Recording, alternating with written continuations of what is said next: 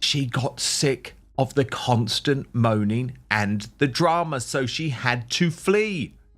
And can you blame her? Can you really blame her? Because Doria Ragland has stayed massively loyal to Meghan. Some time that things aren't great between Meghan Markle and her own mother, Doria Ragland. She has been completely miserable in the last couple of public appearances that the fake Duchess forced on her. Meghan Markle howled, "Don't leave me," as her mother, Doria Ragland, moved out of her and her hen-pecked husband, Prince Harry's Montecito mansion, RadarOnline.com can reveal. What if the most shocking secret about Archie and Lilibet isn't who they are, but where they actually were? Used her mom to care for her kids, and sources tell us even her own mother got so sick of her constant moaning and drama she had to flee the luxury home. Insiders say Ragland's departure has left Markle 43 and Prince Harry 40 struggling to adjust without her. It didn't begin with leaked documents, secret recordings, or a dramatic confrontation. According to sources familiar with the moment, it began quietly, with a whisper so unexpected it stopped conversations cold. Doria Ragland, Meghan's mother, allegedly leaned in during a private exchange and asked a question no one in the room was prepared to hear. What are Archie and Lilibet like? I've never really seen them. A class or a lesson in gaslighting, or whether Meghan Markle has absolutely lost her mind. Or maybe it is the fact that she's able to get away over and over and over by flaunting her lies, most serious lies. According to one former household staffer, stepping inside the Montecito mansion never felt like entering a family home. It felt staged. She claims she worked long shifts, 12 hours a day, 5 days a week, moving through every room, hallway, and living space with the kind of familiarity that only comes from repetition. Yet despite spending more time there than in her own apartment, she says the house never developed a pulse. A difficult patch, marked by professional setbacks and personal challenges. That's the understatement of the year. The tight-knit mother-daughter bond strengthened during this time. Everything was immaculate to an unnatural degree. Cushions were aligned with precision. Surfaces were spotless, not just clean, but unused. Kitchens looked prepared for photographs, not meals. Bedrooms felt decorative rather than personal. According to her, nothing was ever out of place because nothing was ever used. There was no evidence of routines forming or habits settling in. Because maybe if she says them over and over, she will convince herself and manage to convince idiots that still give her a platform that she didn't earn. What troubled her most, she says, was the atmosphere. Homes with children carry energy, noise, movement, unpredictability. This one, she claims, carried silence. Not peaceful silence, but a heavy stillness that made you lower your voice without knowing why. She would pause in rooms expecting to hear something, anything, but there was only emptiness. One insider close to the family told us Doria was a steady support for Harry and Meghan during a tough time. She provided them with much-needed emotional strength, but she has her own life and social code. At first, she told herself she must be missing it. Perhaps the children were elsewhere. Perhaps they were sleeping. But days turned into weeks, and weeks into months, and nothing changed. The house remained pristine, quiet, and strangely untouched. According to her, it didn't feel like a place where life unfolded. It felt like a place waiting to be observed. And the family, the royal family, the palace, is now finally willing to take action in the worst possible way for Meghan Markle. And talking about lies, I'm just going to show you a couple of things here, because children announce their presence without trying. Even well-behaved ones leave traces behind. Tiny shoes kicked off near doors, fingerprints on glass, crumbs ground into carpets. According to the staffer, none of that existed inside the house. No toys left behind, no sippy cups on tables, no stuffed animals tucked into corners. Nothing. Said about her mother leading, she even pleaded, "Don't leave me," as she walked out the door with her suitcases.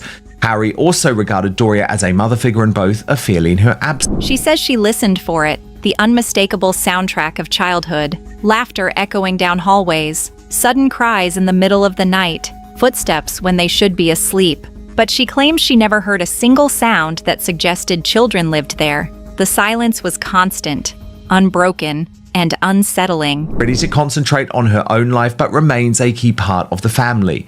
She plans to visit often but won't be living with them full-time again. Our insider said the pair are totally lost and Meghan must be thinking something is deeply wrong. Eventually, she says, the absence became impossible to ignore. One afternoon, she quietly asked another staff member if they ever saw the children. According to her, the woman didn't hesitate. She simply shook her head and whispered, "Never." That one word reportedly hung between them longer than any explanation could have. Massively loyal to Meghan. She drank the Kool-Aid for a period. She even was used as propaganda in the Netflix documentary series.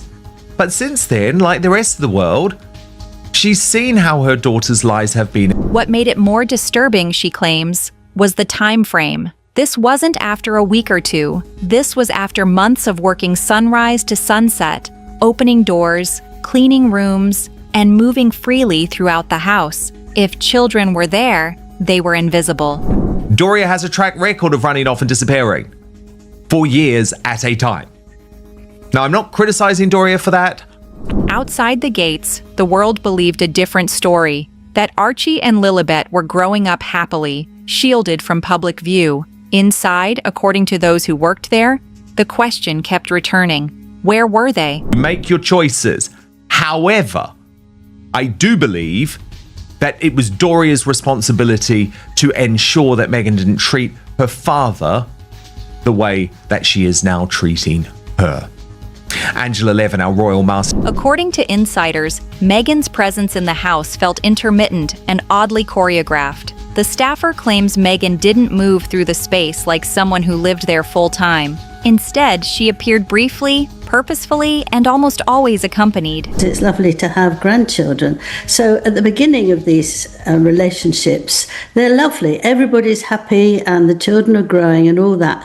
But if you start taking advantage of the mother, then things get bad because they do need to have a life. There were assistants, associates, frequently Marcus Anderson, sometimes full camera crews. The staffer alleges Meghan was never alone, not once. Her arrivals felt more like entrances than homecomings.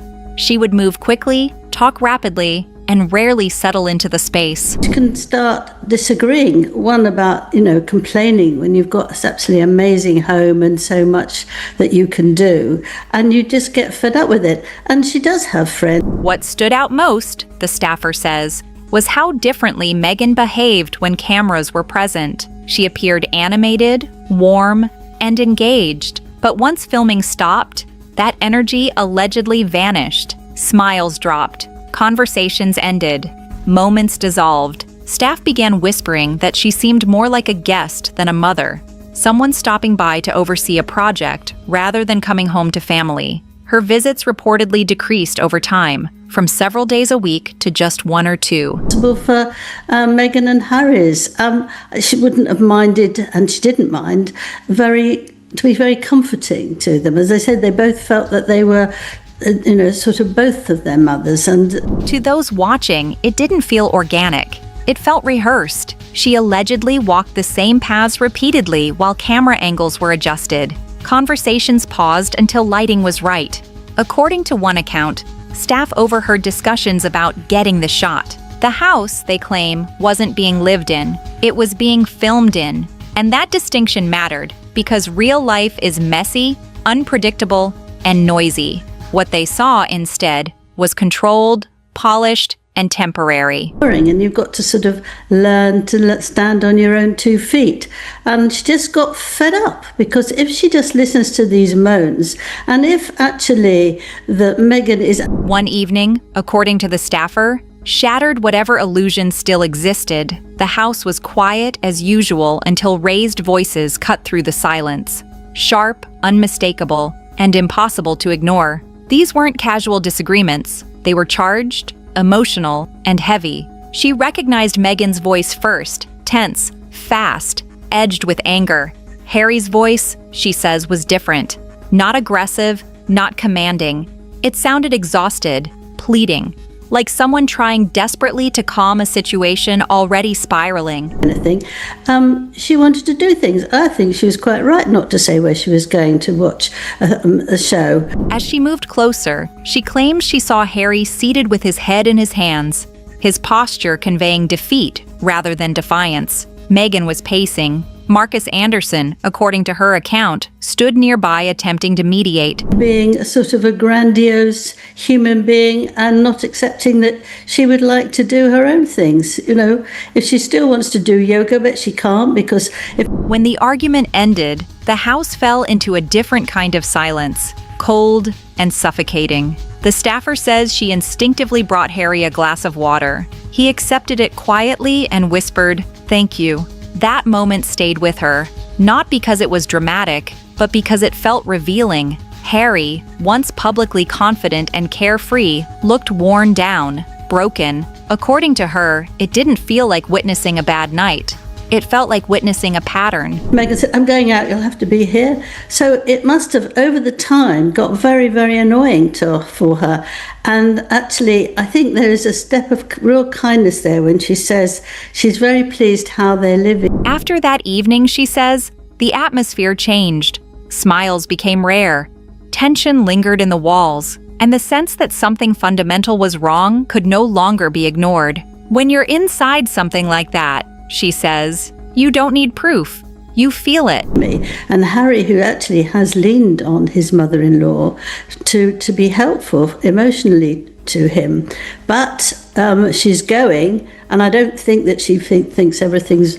The most troubling realization came slowly, not as a shocking revelation, but as a growing absence she could no longer explain away. She claims that during the months she worked inside the house, periods that allegedly overlapped with Meghan's pregnancies, she never once observed any physical signs that would normally accompany pregnancy. She saw Meghan up close, not from a distance or through edited photos, but in tight hallways and everyday moments. According to her account, there was no visible baby bump, no gradual physical change over time, no careful movements or physical discomfort that staff typically notice when someone is expecting. She says Meghan moved freely, bent easily, and showed none of the subtle shifts that usually happen long before a pregnancy becomes public. Love for her daughter.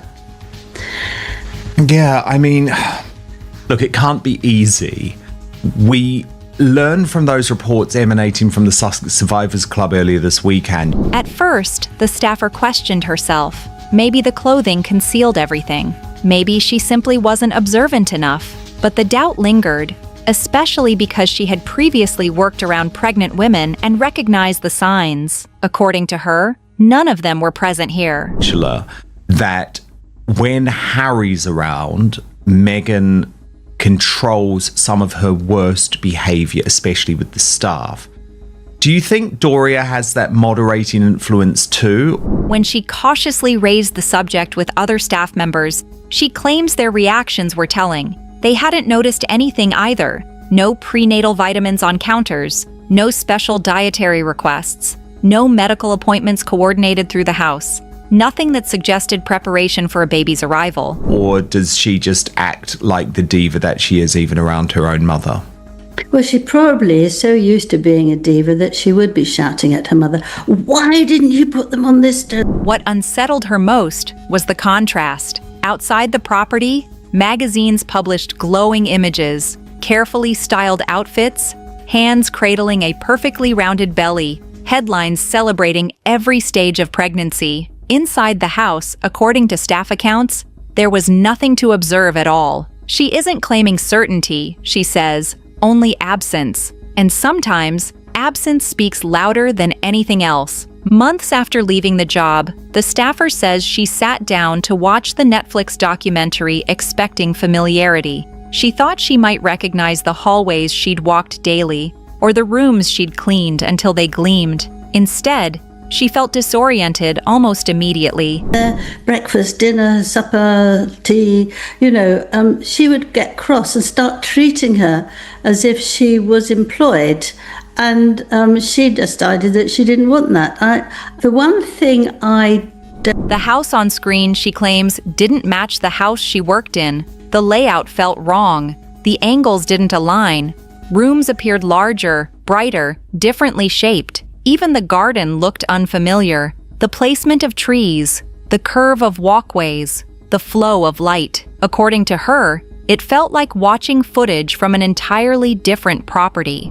Because if anything, it seems worse. And the fact that Meghan shouted, don't leave me, shows you that she is very desperate. We don't know if Meghan actually does anything very much with the children because she's out and about and all that. But, if she gets cross with her mother, because she's not doing things exactly what she writes at the right time, she might have started. What disturbed her most were the scenes showing family life, children playing freely, laughter echoing across sunlit lawns, moments framed as intimate and spontaneous. She insists she had never seen children playing in those spaces, not once during months of daily work. As she watched, questions began stacking on top of each other. If this wasn't the same house, why film there? Why recreate a domestic setting elsewhere instead of using the actual home?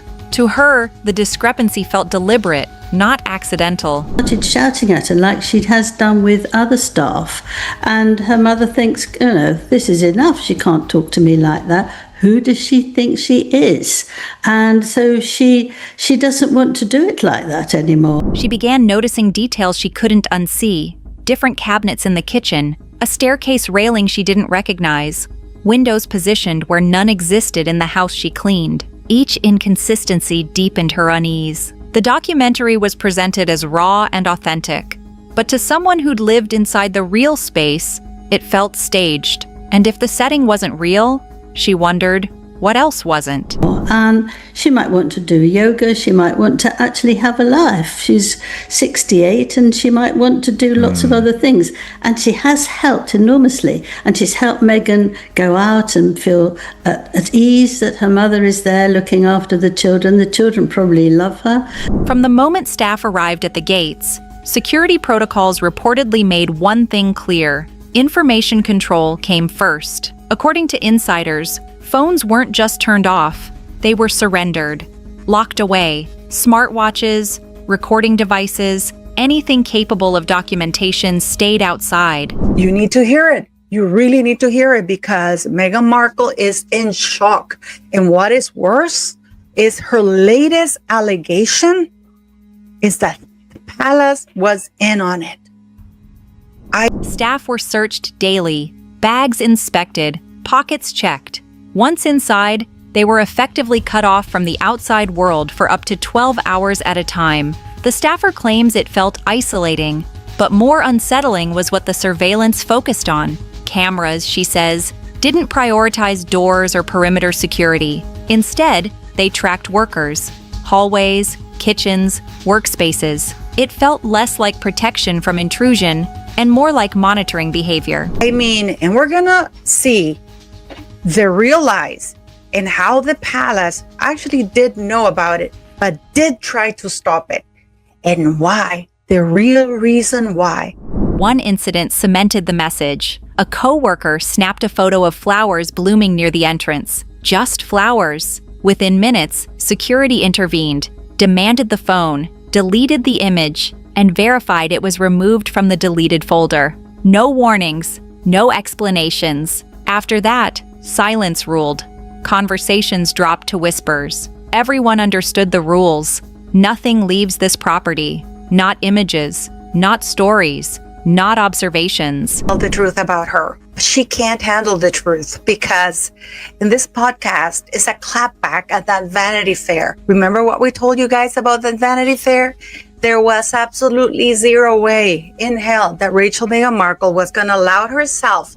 According to the staffer, this level of control went far beyond celebrity privacy. It created an environment where reality was contained and unrecorded. Normal families want peace. They don't need a total information lockdown. The house, she says, didn't feel like a sanctuary. It felt like a vault, sealed, guarded, and designed to ensure that whatever happened inside stayed there, unseen and unquestioned. As weeks turned into months, staff began quietly comparing notes. Not openly, never openly, but in hushed moments between tasks. And what they realized, according to the former staffer, was chilling in its consistency. Her fake birth certificate for Lilibet. And then Dan Wooten played it in his platform, which is clearly a more mainstream platform. She started devolving. The laundry worker reportedly never washed children's clothes. No onesies, no tiny socks, no pajamas stained with food or grass. Nothing. Ever. The grocery coordinator, she claims, never ordered baby food, formula, snacks, or juice boxes. No kid-friendly items appeared on shopping lists. The cook never prepared children's meals. The cleaning staff never picked up toys. Security guards never escorted or protected children. Each role, independent of the others, experienced the same omission. No one accused. No one speculated out loud. They simply noticed the same thing repeatedly. There was no daily evidence of children living there. 3 Lilies and 4 or 5 Archies. And I am going to show you which one seems to me to be the real Archie. Get ready for this ride, beautiful people, because it is going to be a shocker. If you could rewrite your public narrative from scratch, is there anything that you would do differently? Yes, I would ask people to tell the truth. Even security personnel, usually expressionless, exchanged brief looks in passing, glances that carried unspoken questions. They were trained observers. They noticed patterns, and the pattern was emptiness. The staffer emphasizes that none of these people were dramatic or malicious. They weren't chasing gossip. They were describing their job duties and what those duties never included. When every department experiences the same absence, it stops feeling coincidental. It starts feeling structural. Something wasn't being overlooked. It simply wasn't there. And that realization, she says, settled heavily on everyone who worked inside that house. When all the pieces are placed side by side, a troubling picture emerges. One built not on proof, but on patterns. It began with a grandmother's whisper, a simple question that should have been easy to answer. According to sources, Doria Ragland couldn't describe her grandchildren because she rarely saw them. It continued with staff who spent more time inside the house than anyone else. People who cleaned, cooked, guarded, and maintained every inch of the property. According to their accounts, they never encountered the daily realities of children living there. You know, when she went on Jamie Kern Lima, I'm not in the proving game anymore. I don't have to prove that I'm beautiful. No, you don't, because you're not. You're not. No matter how many plastic surgeries you do, you're not, Meghan. You're not a nice person. You're not a kind person. They saw a house that felt staged, a mother who appeared on cue, pregnancies they say they never witnessed, a documentary filmed in spaces they didn't recognize, security focused on silence rather than safety, and an absence so consistent it became impossible to dismiss. It was also that her great-grandparents were half-siblings, and according to the insider at the clinic, she didn't make the payments for 6 months, so her eggs went to waste. So now I'm even questioning myself if those kids are even hers. None of this proves anything definitively. No documents, no photographs, no confirmations, just first-hand accounts and unanswered questions. But questions matter, especially when they repeat. If the home was real, why recreate it elsewhere? If the children lived there, why did no one inside ever see them? If privacy was the goal, why the extreme containment? These are not accusations. They are contradictions, and contradictions have a way of demanding attention. The world believes a story told through images and interviews, but according to those who lived behind the gates, what they witnessed didn't match what was shown, which leaves one question: quiet, unsettling, and still unanswered. If no one inside the house ever saw Archie and Lilibet, where were they?